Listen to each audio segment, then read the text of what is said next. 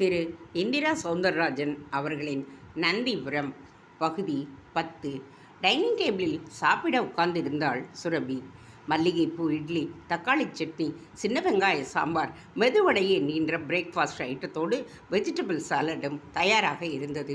சுரபிக்கு மிக பிடித்த எளிய உணவு சரியான பதத்தில் அமைந்திருந்ததால் சாப்பிட்டு முடிக்கும் வரை சொர்க்கத்தில் இருப்பது போல் அவளுக்கு இருக்கும். ஆனால் அந்த உணர்வே இன்றி அடுத்து என்ன நடக்குமோ என்கின்ற மனப்பிராந்தியிலேயே அவள் இருந்தாள். 2 முறை ஃபோன் ஒலித்தது. அப்பொழுதெல்லாம் மதனாகத்தான் இருக்கும் என்று நினைத்தது தவறாகிவிட்டது. ஆடிட்டர் தான் 1 முறைக்கு 2 முறை பேசினார். சுரபிக்கு இன்னும் மதனிடமிருந்து ஃபோன் வராததில் ஒரு ஆச்சரியம், கூடவே ஒரு நடுக்கம். என்ன சுரபி, சாப்பிடாம என்ன யோசனை? ஃபோன் சப்தம் கேட்டாலே நடுங்குது மாமி மனசு. அப்படி இருந்தால் எப்படி நீ துணிச்சலாக பிரச்சனையை எதிர்கொள்ளுவ? அப்போ பிரச்சனை வரப்போவது உறுதி. அதனால போராடித்தான் தீரணும். அப்படித்தானே மாமி? நீ கேட்குற துணியே சரியில்லையே. இல்லை, இப்போ நீங்கள் நம்புகிற அந்த நந்தீஸ்வரரால் ஒரு பிரயோஜனமும் இல்லைன்னு மறைமுகமாக சொல்கிற மாதிரி எனக்கு தோணுது. அதுக்காகத்தான் அப்படி கேட்டேன். நான் அப்படியெல்லாம் சொல்லலையே. நீயா கற்பனை பண்ணிட்டா எப்படி? அப்போது மிகச்சரியாக மாமி கற்பனை பண்ணிட்டா எப்படி எனும் பொழுது ஃபோன் ஒலித்தது. தன் மடல் போன்ற காதை சலனத்தோடு அதற்கு கொடுத்தாள் சுரபி. ஹலோ சுரபி டார்லிங், மதன் தான். என்ன டார்லிங், எதுவும் பேச மாட்டேங்கிற? நீ வழிக்கு வரலைன்னு நினைக்கிறேன். அவன் அப்படி கேட்கவும் வேகமாக சமாளிக்க தொடங்கினான். சே, அப்படி இல்லாமல் இல்லை. நீ ரொம்பவே ஃப்ரெஷ் சுரபி. உண்மையிலேயே நான் ரொம்ப கொடுத்து வச்சவன். வெக்கம் பயம்னு நீ ரொம்பவே குழம்பிக்கிற. ஆனால் ஹீரோக்களோட மட்டுமே எப்படி நெருக்கமாக சகஜமாக நடிக்கிறேன்னு தான் தெரியல. அது தொழில், ஆனால் இது வாழ்க்கையாச்சு. No problem. நான் தான் உன்னை கல்யாணமே பண்ணிக்கிறேன்னு சொல்லிட்டேனே. உனக்கு என் மேலே நம்பிக்கையே இல்லையா? அது இல்லை, நான் நடிப்பில் இன்னும் நிறைய சாதிக்க வேண்டி இருக்குது. கல்யாணம்னா என்ன? நாளைக்கு அவள் தாலி கட்ட போகிறேன். இன்றைக்கி லிவிங் டுகெதராக எவ்வளவு ஆட்டுங்க இருக்காங்க தெரியுமா? நாமும் அப்படி இருப்போம். நீ விரும்புகிற போது தாலி கட்டுறேன். என்ன இப்போது? அவன் ஒரு முடிவோடு பேசிக்கொண்டே போனான். ஒரு அளவுக்கு மேல் அவளால் தாங்க முடியவில்லை. ப்ளீஸ், இந்த கல்யாணம் தாலி இதெல்லாம் நீங்கள் பேச வேண்டாம். இப்போ என்ன உனக்கு? என் உடம்பு வேணும், அவ்வளவுதானே? வா, வந்து உன் வெறியை தீர்த்துட்டுப்போ. அதுக்கு மேலே பேசாதே என்று கத்திவிட்டு ஃபோனை தூக்கி எறிந்தாள். மாமிக்கு திக்கென்றது. மெல்ல விழுந்து கிடக்கும் ஃபோனிடம் சென்று எடுத்து திரையை பார்த்தாள். சுரபி சுரபி என்று அவன் அழைப்பது கேட்டது. அந்த வீச்சலுக்கு அது நொறுங்காமல் போனது. ஆச்சரியம்தான்.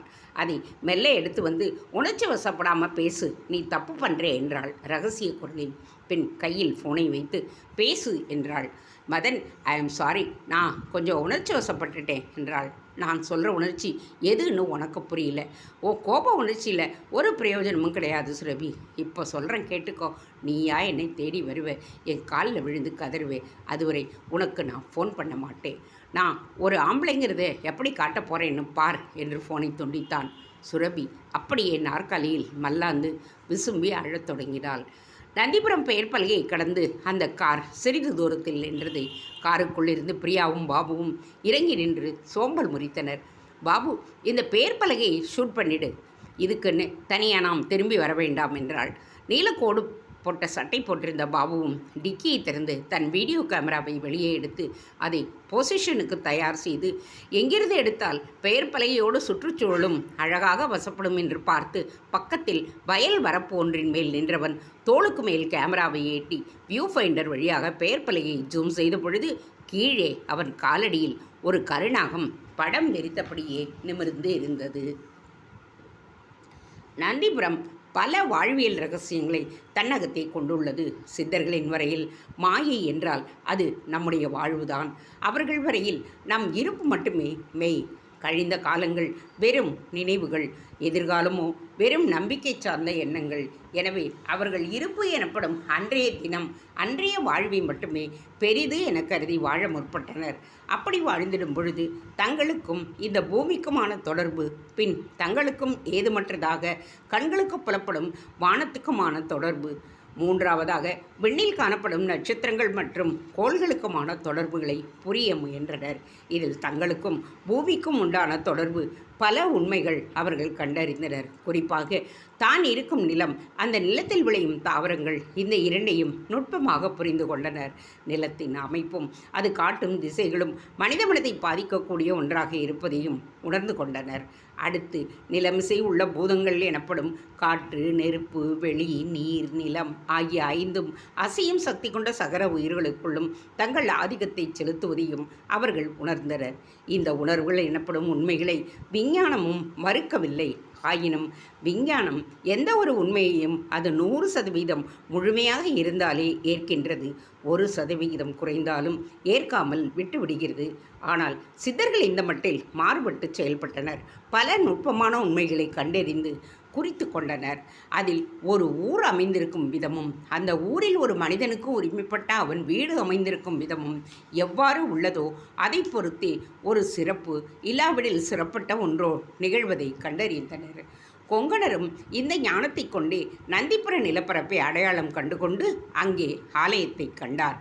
குறிப்பாக ஊரில் தென்புறம் மலைக்குன்றுகள், வடபுறத்தில் தாமிரபரணி நதி, கிழக்கில் சமதள பரப்பான நிலப்பரப்பு, மேற்கிலும் அதே போல மேடு பள்ளங்கள் இல்லாத சமமான நிலப்பரப்பு என்று அந்த நிலப்பரப்பை தேர்வு செய்தவர் தென்மேற்கு எனப்படும் கன்னி மூலையை ஒட்டி நந்திபுரம் கோயிலை எழுப்பினார். வடக்கு வாயிலை வைத்தவர் ராஜகோபுரத்தை தென்மேற்கில் எழுப்பினார். வடகிழக்கில் குளம் வெட்டினார். குளத்தில் எப்பொழுதும் நீர் இருக்க தோதாக தாமிரபரணி ஆற்றுக்கும் குளத்துக்கும் ஒரு வாய்க்கால் வெட்டியதோடு ஊர் மேல் பெய்யும் மழை நீர் அவ்வளவையும் குளத்தில் வந்து சேரும் விதத்தில் வடகிழக்கு தாழ்வாகவும் தென்மேற்கு உயரமாகவும் இருந்தது. அஷ்டமா சித்திகளில் 7 சித்திகளை பெற்றுவிட்டவர் ஈசத்துவம் என்கின்ற 8ஆம் சித்துக்கு துளியும் முயலவில்லை. ஏனென்றால் ஈசத்துவம் என்ற பயிற்சி அது பயிற்சியால் வருவதல்ல, மன உறுதியினால், மன தெளிவினால் வருவது. அதாவது தான் அடைந்த 7 சக்திகளையும் எந்த காரணத்தை கொண்டும் வெளிக்காட்டாமல், அதை பெரிதாக கருதாமல், துளியும் பயன்படுத்தாமல் தன் ஆத்மாவை இறைவனிடம் சேர்ப்பிக்கும் ஒரு செயல்பாடே ஈசத்துவம். அவ்வாறு தன்னை இறைவனிடம் அழைத்துவிட்டு தான் சுமந்து நிற்கும் பூத உடலுக்காக ஒரு எளிய வாழ்க்கை வாழும் ஒரு சித்தனே பரிபூர்ண அஷ்டமா சித்தியாளன் என்று கூறப்படுகின்றான்.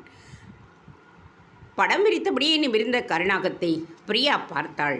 அடுத்த நொடி மின் தொற்று போல் பதைப்பதைப்பு தொற்றிக்கொள்ள, பாபு காலடியிலே பாம்பு என்று கத்தினாள். பாபுவும் கேமராவை விலக்கிக் கொண்டு கீழே பார்ப்பதற்குள் அது ஒரு போடை போட்டு விட்டது. அவ்வாறு அது கொத்துவதற்கு காரணம் இருந்தது. பாபு தான் கீழே பார்த்து திரும்பிய பொழுது தன் கால்களால் அதன் வால்பாகத்தை மிதிக்கவும் அது எதிர்வினையாக கொத்தி தன்னை தற்காத்து கொண்டது. கொத்திவிட்டு ஓடி மறைந்தும் போனது. கடிபட்ட கால்களுடன் விலகி வந்தவன் கேமராவை கார் என்ஜின் பேனட்டின் மேல் வைத்துவிட்டு கீழே குனிந்து கடிபட்ட இடத்தை பார்த்தான். 2 இரத்த புள்ளிகள் தெரிந்தது. கடியை ஊர்ஜியம் செய்தன அவை. பிரியாவும் பார்த்தவளாக, பாபு பல்தடையும் பலமாய் இருக்கு, கமான், இனி ஒரு நிமிஷம் கூட தாமதிக்கக்கூடாது என்னும் பொழுதே கார் டிரைவரும் காரை ஸ்டார்ட் செய்து விட்டான். பாபு அந்த நிலையும் சமாளிக்க முனைந்தான். காரில் ஏறி அமர்ந்தவனாக, பிரியா, நீ அனாவசியமாக பயப்படாது, ஐ கேன் மேனேஜ் என்றான். சொல்லும் பொழுதே வாயிலில் லேசாக நுரை எட்டி பார்க்க ஆரம்பித்தது. வேகமாக போ, எதிரிலே ஊர்க்காரங்க வந்தா நிறுத்து, டாக்டர் எங்கே இருக்காருன்னு தெரியணும், கமான் குயிக் என்று அலறினாள் பிரியா. மேடம், இங்கே டாக்டர் இருந்தாலும் விஷமுறிவு ஊசி இருக்குமான்னு தெரியாது, நான் காரை திருப்பி திருநெல்வேலி டவுனுக்கு விடட்டுமா என்று ஓட்டிக்கொண்டே கேட்டான் டிரைவர். இல்லை, டைம் ஆகும், நுரை வர ஆரம்பிச்சிடுச்சு என்றவள். அவள் சொல்லும் பொழுதே எதிரில் ஒரு தரட்டுக்குச்சியோடு வள்ளிப்பொன் வந்து கொண்டிருந்தாள். கார் கிரிச்சிட்டு நின்றது. கண்ணாடி இறங்கியது. பிரியா தலையை வெளியே நீட்டி அவளிடம், ஏம்மா, இங்கே டாக்டர் எங்கே இருக்காருன்னு சொல்ல முடியுமா? என் கூட வந்தவரை பாம்பு கடிச்சிடுச்சு என்றாள். அதற்குள் உள்ளே ஒரு பார்வை பார்த்த வள்ளிப்பன் முகத்தில் அதிர்ச்சி. ப்ளூ கலரில் கோடு போட்ட சட்டை, வாயில் நுரை ததும்ப தெரிந்தான் பாபு. ஆமாம் ஐயா, ஒரு கேமராமேனா? படம் பிடிக்கல, காலடியில் பாம்பு எதுவும் ஒரு நாகப்பாம்பு கொத்திடுச்சா என்று படபடவென்று கேட்டாள். ஆமாம், பக்கத்திலே இருந்து பார்த்த மாதிரியே சொல்றியே என்று கேட்க, ஆத்தி, சாமி சொன்னது அப்படியே நடந்துடுச்சு என்றவள். டாக்டர் கூட எனக்கு தெரியும், நான் முன்னால் ஓடுறேன், பின்னாலேயே வாங்க என்றவள் திரும்பி ஓடத் தொடங்கினாள். இடைஞ்சலாக இருந்த துரட்டுக்குச்சியை சாலையோர ஈச்சமரத்தின் கிளைக்கிடுக்கில் தொங்கவிட்டுவிட்டு ஓட ஆரம்பித்தாள். காருக்குள் பிரியாவுக்குள் பதற்றத்தை மீறி அவள் பாம்பு கடியை பற்றி துல்லியமாக கேட்டது எப்படி என்கின்ற ஆச்சரியம். அவளின் ஓட்டம் டாக்டரின் ஓட்டு வீடு முன்புதான் முடிந்தது. அன்பு கிளினிக் என்ற போர்டை பார்த்தபடியே தொடர்ந்து வந்து காரும் தேங்கி நின்றது. டாக்டரையா டாக்டரையா என்று பெரும் குரலோடு வள்ளிப்பொன் உள் செல்ல டிரைவரும் பிரியாவும் பாபுவை காரில் இருந்து இறக்கி அப்படியே கைத்தாங்கலாக உள்ளே கொண்டு சென்றனர். பாபு அரை மயக்கத்தில் இருந்தான். ஐயா, நம்ம கிருஷ்ணன் சொன்ன மாதிரியே நடந்துடுச்சு. கேமராக்காரர் ஒருத்தரை பாம்பு கடிச்சிடுச்சு என்றிட உள்ளே சட்டை கூட அணியாமல் முண்டாபணியின் போட்ட கேஷுவல் ஆடையில் நாற்காலியில் ஒரு குட்டி தூக்கத்தில் இருந்த டாக்டர் அன்புநாதன் உடைத்து கொண்டே எழுந்தார். அதற்குள் பாபுவை உள்ளே தூக்கி கொண்டு வந்து விட்டனர். அன்புநாதனும் சுறுசுறுப்பானார். எங்கே கடிப்பட்டிருக்கு, எவ்வளவு நேரமாச்சு என்ற கேள்விகளின் போதே காலில் கடிப்பட்ட இடம் தெரிந்தது. ரத்தம் உறைந்து போயிருந்தது. அதிகபட்சம் ஒரு 10 நிமிஷம்தான் இருக்கும் டாக்டர். வயல் வரப்பு மேல் நின்று ஊரோட நேம்போடை படம் பிடிக்கும் பொழுது வரப்பில் இருந்து பாம்பை மிதிச்சுட்டான், அது கடிச்சிடுச்சு என்றாள் பிரியா. அவள் பேச்சை கேட்டபடியே ஒரு கத்தியை எடுத்தவர் கடிப்பட்ட இடத்தில் விசுக்கென்று கீறி கையால் மேலிருந்து அழுத்த ரத்தம் பீச்சு கொண்டு வரும்படி முதலில் செய்தார். அப்படி செய்யும் பொழுதே நோ ப்ராப்ளம், என்கிட்ட ஸ்னேக் பைட்டுக்கான ஆன்டிபாடி இருக்குது. இந்த ஊரில் நிறைய பாம்பு கடிக்கிற சம்பவங்கள் எல்லாம் நடக்கும், அதனால் நான் எப்போவுமே ஸ்டாக் வச்சிருப்பேன் என்றவர் தன் டிஸ்பென்சரியில் ஐஸ் பாக்ஸ் போல் ஒரு பெட்டியை எடுத்து வந்து அதனுள் இருந்த கண்ணாடி குப்பியை எடுத்தவர் அடுத்த ஒரு நிமிடத்தில் நரம்பிலே அந்த ஊசியை மருந்தை போடவும் செய்தார். அப்படியே கீறிவிட்ட இடத்தை டெட்டால் போட்டு துடைத்து மருந்து பவுடரை அப்பி பஞ்சு வைத்து கட்டும் போட்டவர் பாபுவின் உள்ளங்கை பாதப்பகுதி போன்ற இடங்களை உசுப்பேற்றி விடுவது போல தேய்த்து விட்டார். சில நிமிட இடைவேளைக்கு பிறகு இன்னொரு ஊசியையும் போட்டவர் ஒரு சாணிக்கட்டி போல் ஒன்றை கொண்டு வந்து அதில் தீ வைத்து அதை பாபு முகத்தின் அருகே மூக்கருகே செல்லுமாறு செய்தார். அது ஒருவித வாசம், மட்டித்தனப்பாய் ஒரு தினசாய் அதுவரை மூக்கு உணராத ஒன்றாக இருந்தது. இது சித்த வைத்தியம். அந்த புகை நுரையீரலுக்குள்ளே போன ஆக்சிஜனை அதிகரிக்கும். இழுத்து மூச்சு விட வேண்டி வரும். நான் அலோபதி சித்தா இரண்டையும் தேவைக்கு ஏற்ப பயன்படுத்திக்குவேன் என்றார். பிரியா வெறுத்தபடியே இருக்க ஒரு 20 நிமிட இடைவேளைக்கு பிறகு பாவுவும் மெல்ல கண்ணை திறந்தான்.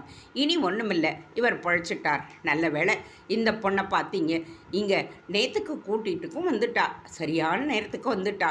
ஒரு 1/4 மணி நேரம் கடந்து வந்திருந்தா கூட என்னால் ஒன்றும் பண்ணியிருக்க முடியாது என்றார் டாக்டர் அன்புநாதன்.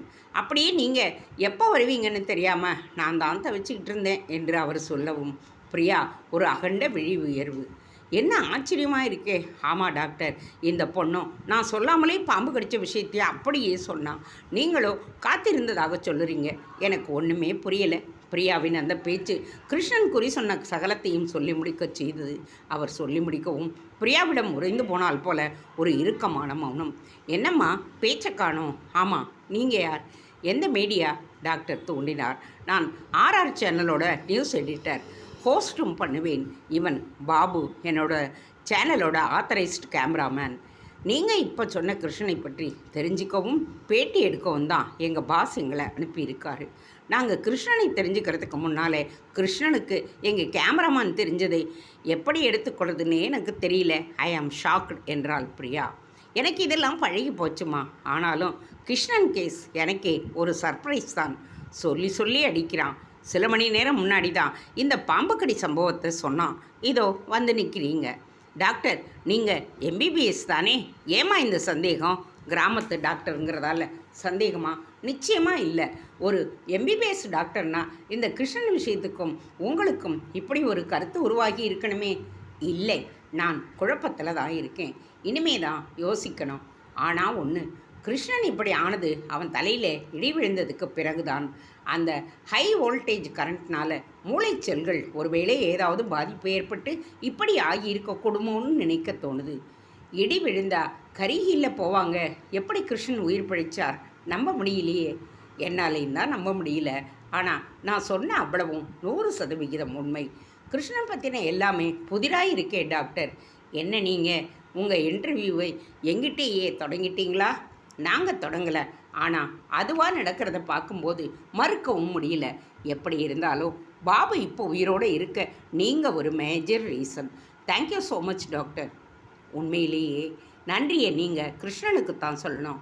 நான் ஊருக்கு போகிற திட்டத்துக்கு இருந்தேன். அவன்தான் பாம்புக்கடி சம்பவத்தை சொல்லவும் தங்கிவிட்டேன். அதனால தான் உங்களுக்கு ட்ரீட் பண்ண முடிஞ்சது. அப்புறம் இது போதாது, இவருக்கு நல்ல ரெஸ்ட் வேணும். இன்னும் 3 ஊசி போட்டுக்கணும். இல்லை வேறு மாதிரி சைடு எஃபெக்ட்ஸ் வரக்கூடும். இந்த விஷயத்தில் நீங்கள் டாக்டர், இவர் பேஷண்ட். நிச்சயம் சொல்கிறதை கேட்போம். பை த பை, நாங்கள் இந்த ஊரில் தங்குறதுக்கு இடம் கிடைக்குமா? ஐ மீன் லாட்ஜ் இருக்கா? இப்போ தான் அதெல்லாம் வர ஆரம்பிச்சிருக்கு. கோயிலுக்கு பக்கத்திலேயே நந்தீஸ்வரா ரெசிடென்ஸ்னு ஒரு ஹோட்டல் சுமாராக தான் இருக்கும். ரூமில் டிவி மட்டும் கட்டாயம் இருக்கும். ஏசி ரூம் இருக்குதான்னு தெரியல. இந்த கேமரா முட்டையை வைக்கவும் நைட்டு தூங்கவும் இடம் கிடச்சா போகிறோம். நாங்கள் அட்ஜஸ்ட் பண்ணிக்குவோம். நீங்கள் இப்போவே புறப்படுங்க. நான் நீங்கள் வர்ற விஷயத்தை ஃபோன் பண்ணி சொல்லிடுறேன். டாக்டர் சொன்னபடியே வள்ளிப்பொண்ணை பார்த்த பொழுது அவள் அவரையே குத்துவது போல் பார்த்து கொண்டிருந்தாள். என்ன வள்ளி, உன்னை பற்றி சொல்ல மறந்துட்டேன் பார். இந்த பொண்ணு என்று வள்ளிப்பொன் பற்றி சொல்ல முயன்றவரை அவள் வேகமாக தடுத்தாள். வேணாம் டாக்டர், என்னை பற்றி சொல்ல என்ன கணக்கு? நான் ஒரு வெறும் சிறுக்கி. ஆனால் நீங்கள் ஐயனாரை சொல்ல மாட்டேங்கிறீங்களே டாக்டர் என்று சொல்லாமல் சினிங்கினாள். அடி கோட்டி, ஐயனாருக்கு எதுக்கு நடக்க போகிறதையெல்லாம் தகவலை சொல்கிற இந்த சோழி. அப்படி சொல்ல முடிஞ்சோ முழுசாக சொல்ல வேண்டியது தானே. பிட்டு படம் மாதிரியாக காட்டுவார். அப்போ அவன் மேலே சாமி இறங்கியிருக்குன்னு நீங்கள் நம்பலையா? சிந்திக்க முடிஞ்ச எவனும் நம்ப மாட்டான். நீ போய் இவங்களை அந்த நாஜிலே விட்டுடு. நம்ம ஊருக்கு வந்திருக்கிற இவங்களுக்கு உன்னால் முடிஞ்சா உதவி செய். அப்படியே கிருஷ்ண வீட்டுக்கும் கூட்டி போய் காட்டு. போய் உருப்படியான சொல்லியை பாரு. டாக்டர் மிக அசால்ட்டாக அவளை வழி நடத்தினார். அவளிடமும் திகட்டல். அப்போ இந்த பொண்ணு தான் கிருஷ்ணனை சாமியாடியா சொன்ன பொண்ணா என்று உடனேயே நறுக்கலாக கேட்டாள் பிரியா. ஆமாம், கிராமத்து பொண்ணு பாருங்க, விவரமாக யோசிக்க முடியறதில்ல. ரொம்ப நல்ல பொண்ணு, உங்களுக்கு ரொம்ப உதவியாக இருப்பா என்று அவர்களோடு அழகாக அவளை இணைத்து வைத்தார். டாக்டர், உங்கள் ஃபீஸ் இன்ஜெக்ஷனுக்கு மட்டும் கொடுத்தா போகிறோம், 1500 ரூபா. அவர் சொல்ல 2000 ரூபாய் நோட்டை எடுத்து நீட்டியவர் அவர் மீதி தரவு இழையவும், ப்ளீஸ் டாக்டர் இருக்கட்டும், இதுவே எங்கள் சென்னையாக இருந்தால் 5000 தாண்டி இருக்கும். கன்சல்டிங், இன்ஜெக்ஷன், பெட் சார்ஜ், மெடிசன்னு பிடுங்கி குதறி இருப்பாங்க. நீங்கள் அவங்க முன்னாலே உண்மையிலேயே கிரேட் என்று சிரித்தாள். நான் மெரிட்டில் சீட் வாங்கி பாஸ் பண்ணினவம்மா. கோடிக்கணக்கில் லஞ்சம் கொடுத்து சீட் வாங்கியிருந்தா ஒருவேளை நானும் பிடுங்கி திங்கி குதிரவனா ஆகியிருப்பேனோ என்னமோ என்று பஞ்சிங்காக பேசி சிரித்தார் டாக்டர் அன்புராதன். அதன் பின் அவர்கள் புறப்பட்டனர். மிஸ்டர் பாபு, ஹோட்டலில் போய் எடுத்துக்கோங்க, உங்களுக்கு ஆயுசு கெட்டி என்று அவர்கள் காரில் ஏறவும் வெளியே வந்து சொல்லவும் பாபு சிரித்து கொண்டே கேட்டுக்கொண்டான். வள்ளிப்பொன் தெருவில் காருக்கு முன்னால் நடக்கத் தொடங்கவும் பிரியா அவளை இழுத்து காரின் பின் சீட்டில் தன் பக்கத்தில் ஏற்றிக்கொண்டாள். திரும்பவும் கார் புறப்பட ஆரம்பித்தது. நொடியில் காரின் முன்னே கையில் கோலுடன் வளைந்த முதுகுடன் சடைப்பிடித்த தலைமுடியுடன் ஒரு கிழவி. பிரேக்கை அடித்த டிரைவர், கிழவி அறிவில்லை உனக்கு என்று கோபப்பட அதை பார்த்த வள்ளிப்பொண்ணோ, ஐயோ கும்பா கிழவி என்றாள் அதிர்ச்சியோடு. கொங்கண சித்தர் நந்திபுரம் ஆலயத்தை எழுப்ப எண்ணிய பொழுது அதற்கு தன் பேச்சை கேட்டு நடக்கும் ஒரு பெரும் கூட்டம் தேவை என்பதையும் உணர்ந்திருந்தார். குறிப்பாக தான் விரும்புவதை நிறைவேற்றி தந்திடும் ஒரு அரசன் தனக்கு இருந்தால் அவன் மூலமாக தன் விருப்பத்தை மிக எளிதாக ஈடேற்றிக் கொள்ள முடியும் என்று அவர் கருதிய பொழுது அவர் கண்ணில் பட்டவன்தான் அழகிய மணவாளதாசன் என்கின்ற குறுநில மன்னன். இவன் நந்திபுரம் சார்ந்த 32 ஊர்களை தன் கட்டுப்பாட்டில் வைத்துக்கொண்டு மதுரை பாண்டியனின் சகாயத்தோடு ஆட்சி செய்து வந்தவன். அநேகமாக 7ஆம் நூற்றாண்டாக இருந்திட வாய்ப்புகள் அதிகம். இந்த அழகிய மணவாளதாசன் ஒருமுறை பாபநாசம் மலைக்காட்டு பக்கம் வேட்டைக்கு சென்ற பொழுது கரடி ஒன்றிடம் சிக்கிக் கொண்டான். அது மூர்க்கமாக அழகிய மணவாளதாசனை பீத்து தின்ன பார்த்தது. அதனிடம் முட்டி மோதி அதை கொன்று தப்பித்த பொழுதிலும் அழகிய மணவாளதாசனுக்கு மிக காயங்கள், குறிப்பாக விரைகள் துண்டாகி விழுந்துவிட்டன.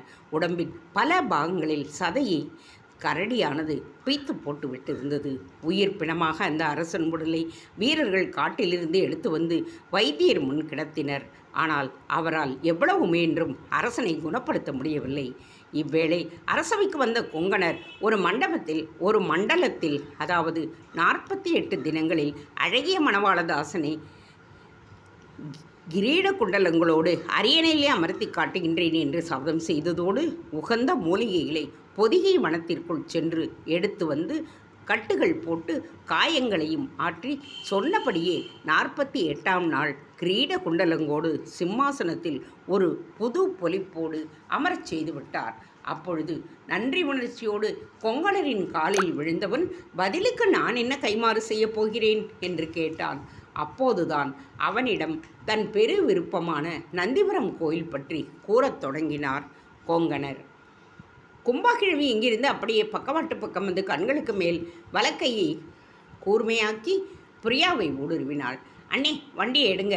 இந்த கிழவி வில்லங்கம் பிடிச்சவ, வாயை கொடுத்தா மீளவே முடியாது. வேகமாக வண்டியை எடுங்கன்னு அந்த கிழவியை பார்க்கவும் டிரைவரை தூண்டினாள் வள்ளிப்பொன்.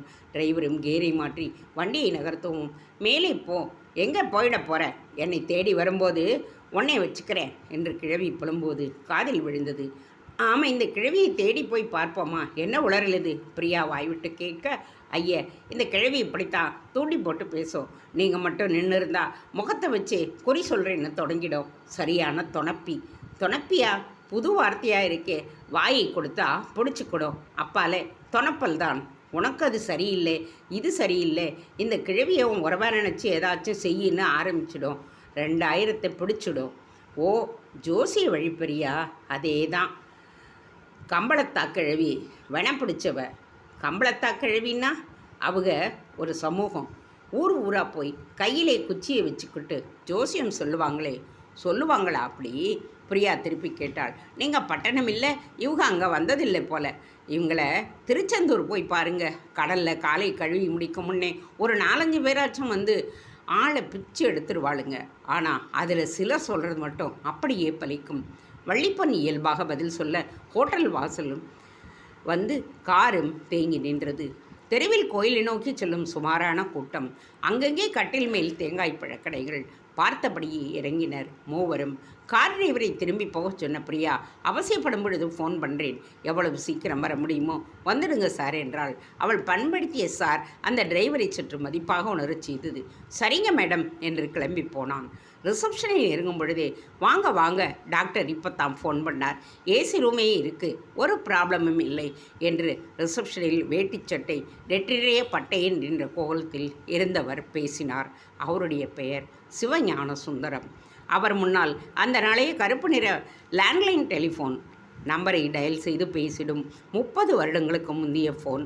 பிரியா அதை ஆச்சரியமாக பார்த்து கேட்டாள், இது ஒர்க் பண்ணுமா? நல்லா. ரொம்ப பழைய ஃபோன் இல்லை? ஆமாம்மா, எங்கள் அப்பா இந்த ஊருக்கே முதல் கனெக்ஷனாக வாங்கின ஃபோன். இப்படி டிஜிட்டல் சிஸ்டமாச்சு, எப்படி வேலை செய்கிறது இது? இந்த கேள்வியை சிவானந்த சுந்தரம் எதிர்பார்க்கவில்லை. சமாளிக்க தொடங்கினார்.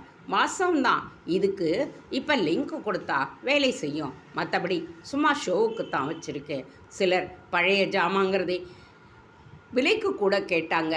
ஆனால் நான் விற்க விரும்பலை. எங்கள் அப்பச்சி சுருட்டி பேசிட போனாச்சே. பரவாயில்ல, உங்கள்கிட்ட ஆன்டிக்ஸ் வேல்யூஸ்க்கு ஒரு மதிப்பு இருக்குது. அவள் அப்படி சொல்ல அவரே சாவியுடன் மாடியில் இருக்கும் அறைக்கு அவர்களை அழைத்து செல்ல தொடங்கினார். நீங்களே வர்றீங்களே, அசிஸ்டண்ட் யாரும் வரவில்லையா? ஒருத்தன் இருந்தான், பரதேசி நாயி. திண்ணவேலி டவுன் ஹோட்டலில் 500 ரூபா கூட தரேன்னு சொன்னதும் ஓடி போயிட்டான். வேற ஆள் தேடிக்கிட்டே இருக்கேன் என்றபடியே மாடிப்படியில் செருமலோடி ஏறி அறையின் அருகே வாசலில் போய் நின்று கதவை திறந்து வைத்தார். உள்ளே சுமாராக இருந்தது ஒரு பிளாஸ்டிக் டேபிள். அதன் மேல் கப்பி பிடித்த ever silver jug, plastic tray, அதில் கண்ணாடி டம்ளர்கள் 2, சுவரில் ஒரு எல்சிடி டிவி, நடுக்கால் போல் அதன் வெளியே பிதுங்கிய வயர்கள் என்று அறை சூழலில் ஒரு சராசரித்தனம். அறை நடுவில் 2 தனி கட்டில்கள், அதில் தின்னென்ற மெத்தை மற்றும் தலையணை, பழுப்பேறி போன வெள்ளை நிற டவல். இவற்றை கடந்து சென்று சுவிட்ச் பாக்ஸை கண்டறிந்து சுவிட்சை போட்ட உடனேயே தடதடவென்கின்ற ஒரு சப்தத்துடன் ஓடத் தொடங்கியது விண்டோ ஏசி. கொஞ்ச நேரம் அமட்டும், அப்புறம் அடங்கிடும். நல்ல ஐஸ் எடுத்து பூசுகிற மாதிரி பிச்சுக்கிட்டு வரும் காற்று. ஆனால் எம்போட்டு நாள் இருக்கிறதா உத்தேசம்? அவர் உள்ளே டாய்லெட் கதவருகே நின்று கேட்ட விதமே ஒரு அலாதி. எப்படியும் 2 நாள் இருப்போம், மேற்கொண்டு இப்போ சொல்ல முடியாது. டாக்டரு உங்கள் டிவிக்காரன்னாரு. எந்த டிவி? சன் டிவியா இல்லை விஜய் டிவியா?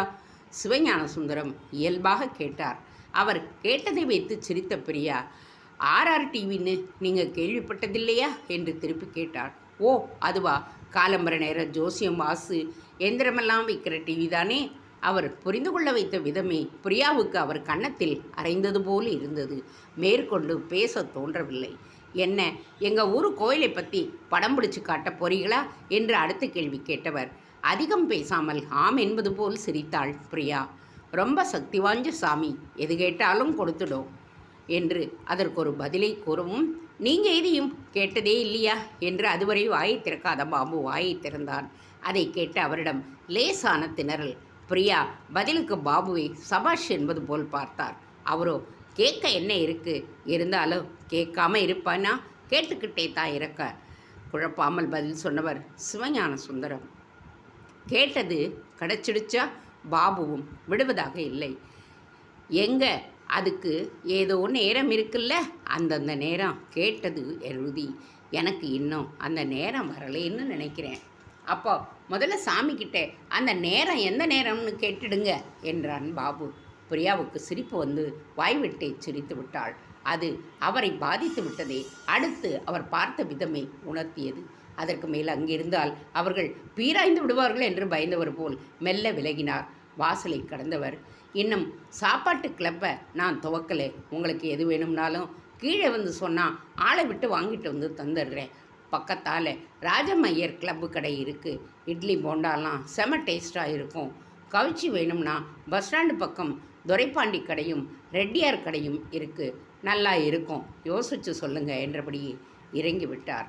உள்ளே பாபு படுக்கையில் காலை நீட்டிக்கொண்டு விழுந்தவனாக அப்பாடா என்றான். வள்ளிப்பன் வரையில் அவர்கள் பேச்சு செயல் எல்லாமே விசித்திரமாக இருந்தது. மௌனமாக பார்த்தபடியே இருந்தவள் மெல்ல பிரியாவிடம், ஏக்கா நீங்கள் சாமி கும்பிட மாட்டீங்களா, கருப்பு சட்டைக்காரவுளோ என்று கேட்டாள். பிரியாவுக்கு கொஞ்சம் சுருக்கென்றது. ஆமாம், எதை வச்சு வள்ளி இப்படி நீ கேட்குற என்று திருப்பி கேட்டாள். உங்கள் பேச்சு கிண்டல் இதையெல்லாம் பார்த்தா அப்படித்தான் நினைக்க தோணுது. அப்படிலாம் இல்லை, சாமி இருந்தால் நிச்சயம் நான் கும்பிடுவேன். சாமிங்க ஆசாமிங்களை கண்டாதான் ஆடுது என்று பேசிக்கொண்டே போய் பேகு சூட்கேஸுகளை எல்லாம் ஓரமாக வைத்தவள் நாற்காலியை காட்டி அவளை உட்காரி என்றாள். இருக்கட்டும், ஆமாம் நீங்கள் 2 பேரும் என்று இழுவையாக மாறி மாறி பார்த்தாள். என்ன எங்கள் 2 பேருக்கும் இங்கே ஒரே ரூம்லையா தங்க போகிறீங்க? ஓ, நீ அப்படி வரியா? ஏன் தங்கக்கூடாதா? அப்போ 2 பேரும் என்ன 2 பேரும் லவர்ஸா இல்லை புருஷன் பொண்டாட்டியான்னு கேட்குறியா? வள்ளிப்பொன் தலையை மிதமாக ஆடி ஆமோதித்தது. இவனுக்கும் எனக்கும் சம வயசு. இவன் என் ஃப்ரெண்டு, நான் இவனுக்கு ஃப்ரெண்ட். இனிமேல் நீயும் எங்கள் ஃப்ரெண்டு, நாம் ஃப்ரெண்ட்ஸ். இல்லை, நான் என்ன கேட்க வந்தேன்னா, புரியுது 2 பேரும் ஒரே ரூமில் தனி தங்க போகிறீங்கன்னு கேட்க நினைக்கிறேன். இங்கே இன்னும் கூட 2 பேர் தங்கலாம், அவ்வளவு இடம் இருக்குது. அப்புறம் எதுக்கு இன்னொரு ரூம்? நான் அதுக்கு கேட்கல, நல்லா புரியுது. 2 பேருக்கும் சம வயசு, கல்யாணமும் ஆகலை. அப்போ இருக்க ஒரே ரூமில் எப்படின்னு கேட்குற? ஆமாந்தானே. அவள் தலை வேகமாக ஆடியது. இதில் என்ன இருக்குது? இல்லை பார்க்குறவங்க தப்பாக நினைக்க மாட்டாங்களா? அப்போ இங்கே தப்பாக நினைக்கிறவங்க இருக்காங்கன்னு சொல்லு. சரியாக சொல்லிட்டீங்க. இங்கே ஹோட்டல்காரரே கிரகம் பிடிச்ச பார்ட்டி தான். கிரகம் பிடிச்ச பார்ட்டியா? ஆமாம். நீ எதுவரை படிச்சிருக்க? 8ஆம் பூ. ஓ, 8th ஸ்டாண்டர்டா? அக்கா, அப்பால் படிக்க எங்கள் அப்பா என்னை உடலை. வேலைக்கு போகணும்னு தான். சாப்பாடுங்கிற வறுமை காரணமாக கொஞ்சம் அப்படித்தான். என் அப்பன் ஒரு பெரும் குடிகாரன். நான் பெரிய பிள்ளை ஆனப்ப கோவில்பட்டியில் இருக்கிற எங்கள் தங்கராசு மாமன் எனக்கு கொலுசு செஞ்சு போட்டுச்சு. நான் தூங்குறப்ப கூட அதை கழட்டி எடுத்து வச்சுட்டு போய் அடகு சாராயம் கடையை கொடுத்துவிட்டு குடித்தான்னு பார்த்துக்கங்களேன். வள்ளிப்பொன் நான் பயோடேட்டாவில் ஒரு பகுதியை கூட சொல்லி இருக்கவில்லை. அதுவே அவள் குடும்ப நிலை, மனநிலை, ஊரின் நிலை என சகலத்தையும் சொல்லிவிட்டது. சில வினாடி மௌனங்களோடு பிரியா பாபுவை பார்த்தாள். பார்வையாலேயே அவர்கள் பல கருத்துக்களை தங்களுக்குள் பரிமாறிக்கொண்டனர். சரி வள்ளி, நீ கொஞ்சம் ரெஸ்ட் எடுத்துக்க, நாங்கள் ரெஸ்ட் எடுத்துக்கிறோம். நீங்கள் போயிட்டு 1 மணி நேரம் கழிச்சு வா. அப்புறம் நீ எங்கள் கூடவே இருந்து எங்களுக்கு உதவி செய்ய முடியும் தானே?